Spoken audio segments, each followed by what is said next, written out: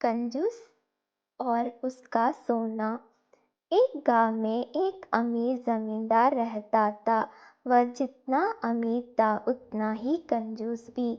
अपने धन को सुरक्षित रखने का उसने एक अजीब तरीका निकाला था।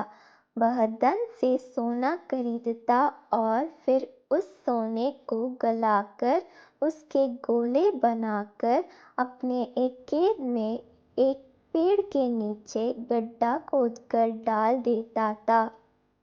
रोज खेत जाना और गड्ढे को खोदकर सोने के गोलों की गिनती करना उसकी दिनचर्या का हिस्सा था।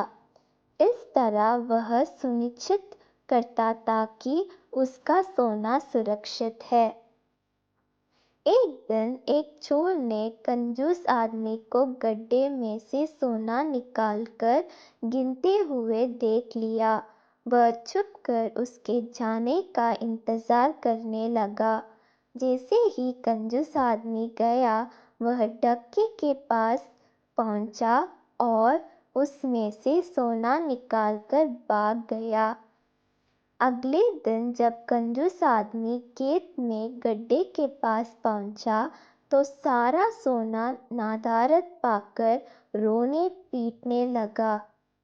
उसके रोने की आवाज वहां से गुजरते एक राहगीर के कानों में पड़ी, तो वह रुक गया।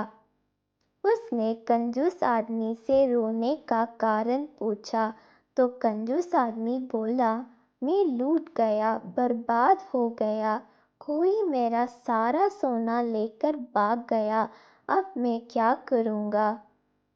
सोना किसने चुराया, कब चुराया? राहगीर आश्चर्य में पड़ गया। पता नहीं चोर ने कब इस गड्ढे को खोदा और सारा सोना लेकर 9-2-11 हो गया।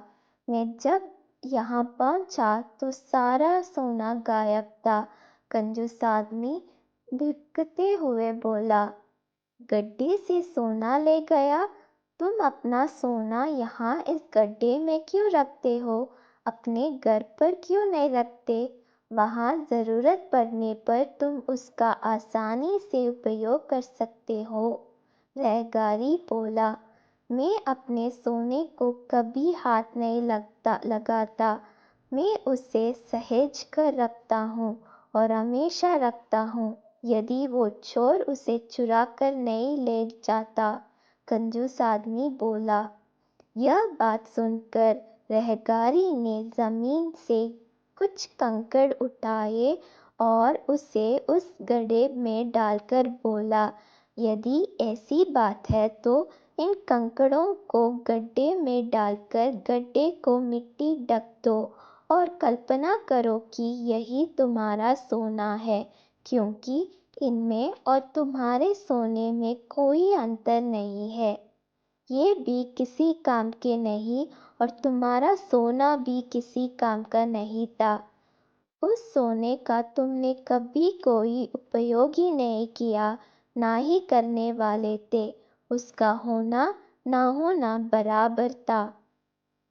सीख, जिस धन का कोई उपयोग नहीं हो, उसकी कोई मोल नहीं।